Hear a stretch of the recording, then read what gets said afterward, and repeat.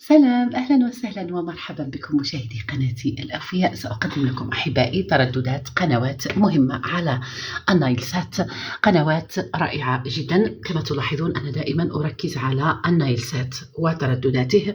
أقدم لكم قنوات مهمة، من بينها قناة مفاجأة صارت تبث أفلام أجنبي بالليل، بدأت في بثها حديثا. تابعوا أحبائي الفيديو إلى النهاية للتعرف على كل ذلك. وقبل ذلك صلوا على حبيبنا وسيدنا محمد صلى الله عليه وآله وسلم، عليه أفضل الصلوات وأزكى تسليم. لا داعي أحبائي للتجريح في التعليقات. إذن أحبائي نبدأ بتردد مهم، عودة قنوات مهمة باقة رائعة على نايل سات على تردد 10853، معدل ترميز 27500، والاستقطاب عمودي، الاستقطاب أفقي أو حرف H. هذا التردد أحبائي عادت عليه الباقة العراقية، من بينها كيدز العراق، وأيضا قنوات تربوية عادت للعمل على هذا التردد من جديد.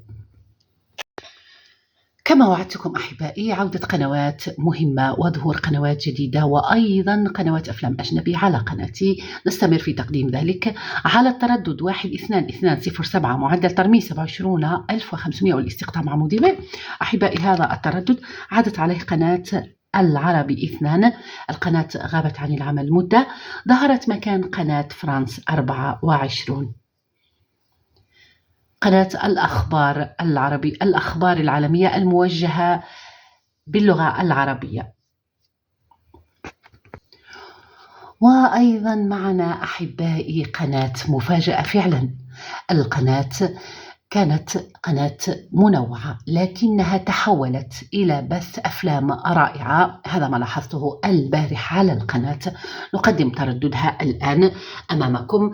التردد 10815، معدل ترميز 27500، والاستقطاب أفقي H. هذا التردد حزمة عامة يستطيع الجميع استقطابه، سواء في شمال إفريقيا أو في المشرق العربي. التردد يقدم قناة هوا بغداد التي عادت للعمل بحلة جديدة.